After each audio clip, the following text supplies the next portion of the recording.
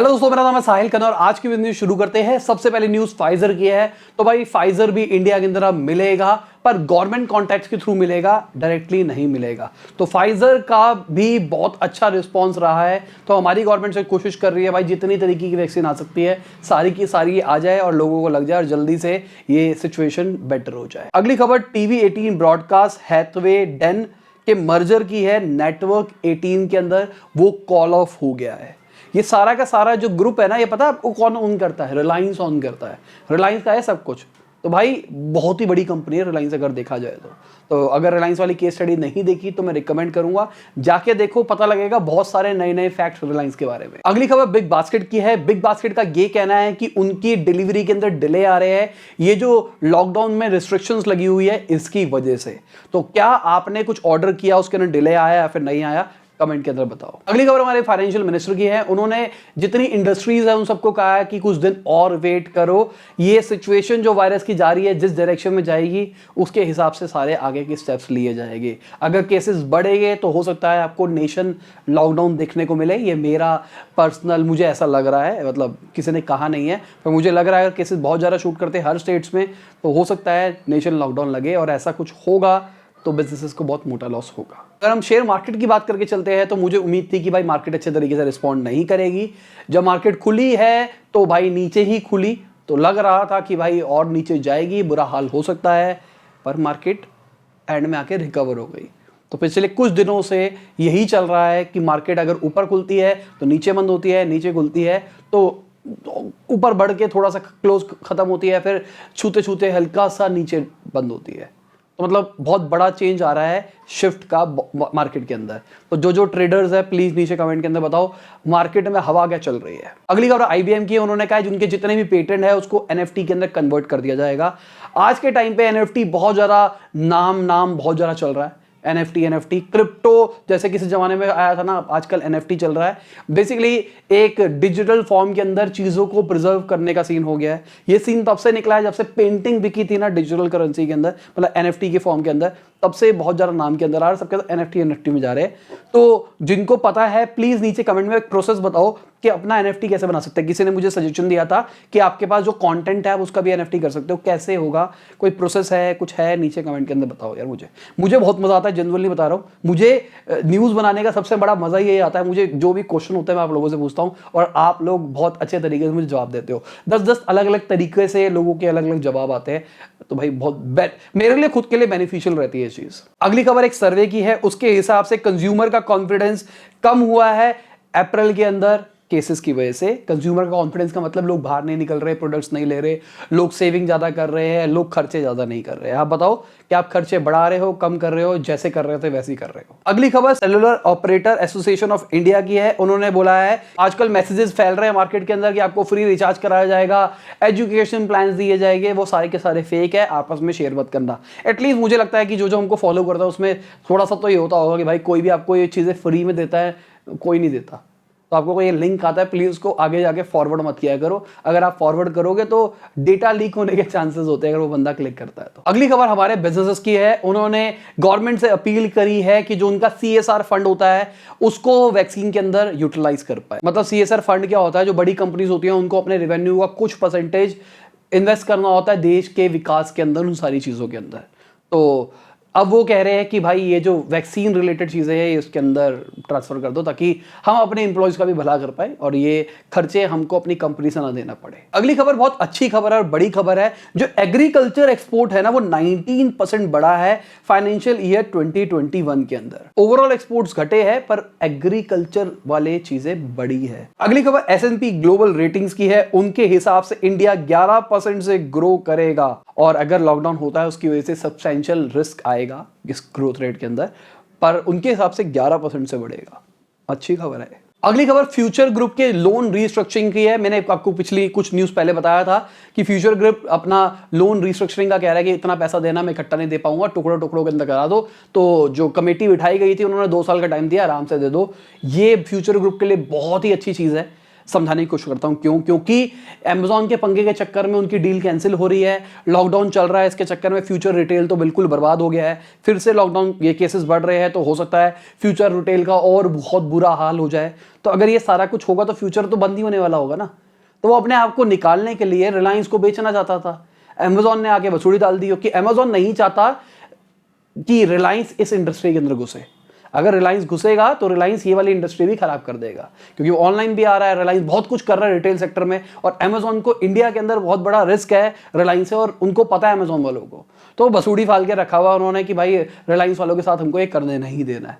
तो इसके चक्कर में मर रहा है फ्यूचर ग्रुप, उसके जितने एम्प्लॉयज है वो मर रहे हैं। अगर वो दिवालिया घोषित हो गया तो कांड हो जाएगा। तो अब ये जो डिले किया गया है ना, ये अच्छी चीज रहेगी फ्यूचर ग्रुप के लिए, क्योंकि फ्यूचर ग्रुप को टाइम मिलेगा ऑल्टरनेटिव्स देखने के लिए, और अगर ये डील हो जाती है रिलायंस वाली तो और बच जाएगी। अगली खबर फेसबुक की डिजिटल करेंसी की है। वो प्लान कर रहा है अपने 2021 के अंदर ट्रायल करने की। तो भाई फेसबुक का पहले से आया था, फिर उन्होंने उसका रीनेम कर दिया, नाम चेंज कर दिया। अब इनका कहना है कि इससे वो प्रोडक्ट और सर्विसेज लोग ले पाएंगे।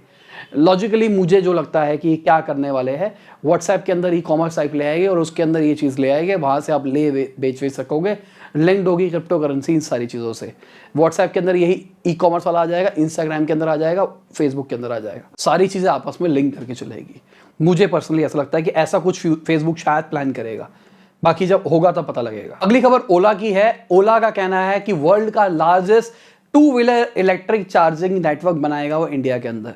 तो उन्होंने पहले कहा था कि सबसे बड़ी फैक्ट्री लगा दी है जहाँ पे सबसे तेजी से इलेक्ट्रिक 2 व्हीलर्स बनेंगे, तो ये अब चार्जिंग स्टेशन बना रहे हैं। अगर वहाँ पे कुछ मॉडिफिकेशन करके वो गाड़ियों को भी चार्ज के लिए कर दे तो बहुत बढ़िया चीज़ रहेगी, रेवोल्यूशन आ जाएगा इंडिया के अंदर, ई रेवोल्यूशन जिसके बारे में बात चल रही है। अगली खबर ONGC की है। ONGC वालों का कहना है कि उनके 3 एम्प्लॉइज को उठा लिया गया बंदूक की नोक पे, जिसमें से 2 जूनियर इंजीनियर असिस्टेंट थे और 1 जूनियर टेक्नीशियन था। अगली खबर रिलायंस इंडस्ट्रीज की है। वो 700 टन ऑक्सीजन सप्लाई करने वाला है डेली बेसिस पे कुछ स्टेट्स को फ्री ऑफ कॉस्ट।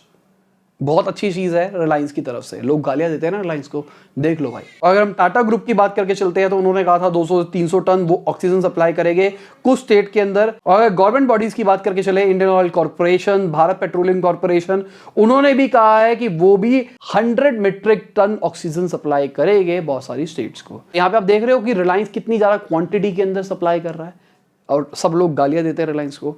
चलो एक आज मैं असाइनमेंट देता हूँ, एक छोटा सा, मैं कई बार देता हूँ तो आज मैं एक और दे रहा हूँ।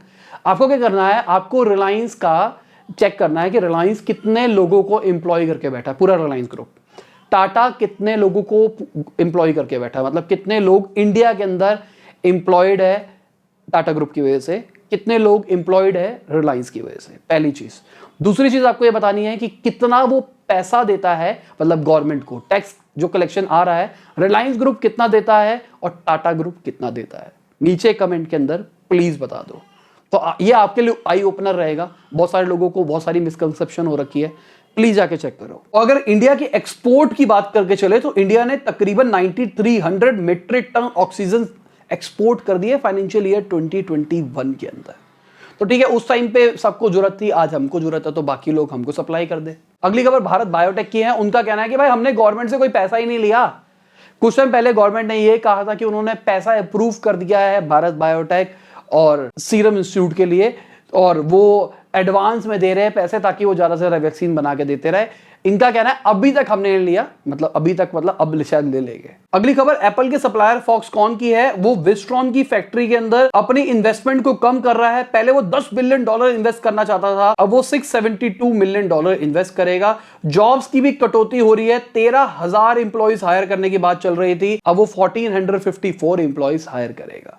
तो ये चीज क्यों हो रही है, यूएस की फैक्ट्री की बात चल रही है, नीचे कमेंट के अंदर बता दो। मैंने 2-3 बार बता चुका हूं ये सेम चीज, जो देखते हैं नीचे कमेंट के अंदर। और जिन लोगों जो नए आए हैं ना चैनल के ऊपर, आप ना कमेंट सेक्शन हमारा जरूर पढ़ा करो, बहुत ही इंटेलेक्चुअल कमेंट सेक्शन होता है। यहाँ पे आपको नीचे नाइस वीडियोस, वेरी गुड, ये कमेंट्स नहीं मिलेगी आपको, यहाँ पे थोड़ी इंटेलेक्चुअल दिमाग वाली कमेंट्स मिलेगी। अगली खबर मारुति के जो चेयरमैन है उन्होंने बोला है कि जो अगर लॉकडाउन लगता है तो इसकी वजह से जो माइग्रेंट वर्कर्स होते हैं उनको गांव वापसी जाने की जरूरत पड़ जाएगी। बिल्कुल सही बात है, क्योंकि उनके पास भी कोई ऑल्टरनेटिव नहीं रह जाएगा। शहर के अंदर बहुत मोटे मोटे खर्चे हो गए उनके, गांव के अंदर उनके खर्चे बहुत ज़्यादा रिड्यूस हो जाएंगे, इसलिए ही जो वर्कर्स होते हैं वो गांव वापसी जाते हैं। अगली खबर बड़ी मस्त खबर है। पेयू के हिसाब से 100% इंक्रीज आया है ओटीटी, गेमिंग और ई कॉमर्स स्पेंडिंग के अंदर 2020 के अंदर। तो भाई बहुत ही अच्छी चीज रही है। आप मुझे बताओ, क्या आप आज से 2 साल पहले ओटीटी नेटवर्क्स यूज करते थे या नहीं करते थे? और आज करते हो या नहीं करते? पेड वाले, टेलीग्राम की बात नहीं कर रहा, खरीद के यूज करते हो या नहीं करते? गेम्स आपने कभी खरीदी है या फिर टॉरेंट जिंदाबाद या गूगल से देख लेते हो कहीं से भी?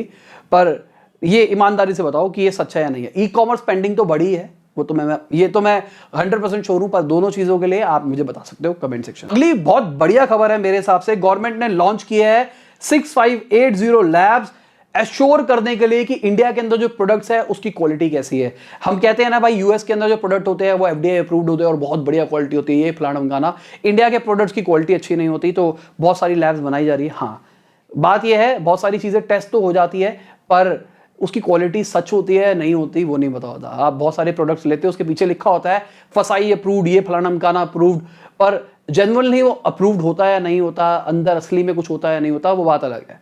पर इतनी सारी लैब्स बनाने के चक्कर में मेरे हिसाब से हम एक अच्छी डायरेक्शन में जा रहे हैं। अगली खबर नेस्ले इंडिया की है। उनका प्रॉफिट 14.6% बढ़ा है Q1 के अंदर। और क्यों बढ़ा है? और खाओ मैगी मैगी नेस्ले की है, ठीक है। तो बेसिकली एफएमसीजी के प्रोडक्ट्स में काम करता है नेस्ले, तो लोगों ने एफएमसीजी के ज्यादा प्रोडक्ट लिए, इस चक्कर में उनका प्रॉफिट मार्जिन बढ़ा है। अगली खबर नेटफ्लिक्स की है। नेटफ्लिक्स के 11% शेयर्स घटे। और क्यों घटे? क्योंकि जितनी एक्सपेक्टेशन करी जाती है उनके सब्सक्राइबर्स बढ़ेंगे, उतने नहीं बढ़े। अगली खबर डेली मेल की है। उनके ओनर ने गूगल को सू किया है मोनोपोलीन एड बिजनेस की वजह से। उन्होंने कहा है कि ऐसा देखा जाता है कि अगर कोई साइट गूगल का एड नेटवर्क यूज नहीं करती तो गूगल उसको रैंक करने नहीं देता। अगर वो कम गूगल को प्रायोरिटी देते हैं, मतलब गूगल के एड नेटवर्क वगैरह को, तो ऊपर नहीं आता। ऐसा होता है या नहीं होता? कमेंट के अंदर बताओ। पर्सनली मैंने कई बार बताया है कि मैं एसईओ वाला बंदा हूं, पर मैं बिजनेस वाला एसईओ वाला बंदा हूं, मैं एडसेंस वाला बंदा नहीं हूं। मेरे हिसाब से एडसेंस से कुछ ज्यादा मिलता नहीं है, पर आप जो लोग यूज करते हैं उसमें से बहुत सारे ब्लॉगर्स भी हो गए। तो मुझे बताना, अगर आपने कभी एडसेंस ना यूज किया हो, कोई और यूज किया हो, उसकी वजह से आपकी रैंकिंग में कुछ फ्लक्चुएशन आया है या फिर नहीं है। तो ठीक है दोस्तों, इसी के साथ आज की बिजनेस खत्म होती है। उम्मीद करता हूं आपको मजा आया होगा। लाइक कर देना, शेयर कर देना, कमेंट बताना वीडियो कैसी लगी। बाय, गुड नाइट, शब, खुदा हाफिज, गुड मॉर्निंग और आफ्टरनून, जब भी आप वीडियो को देख रहे हैं।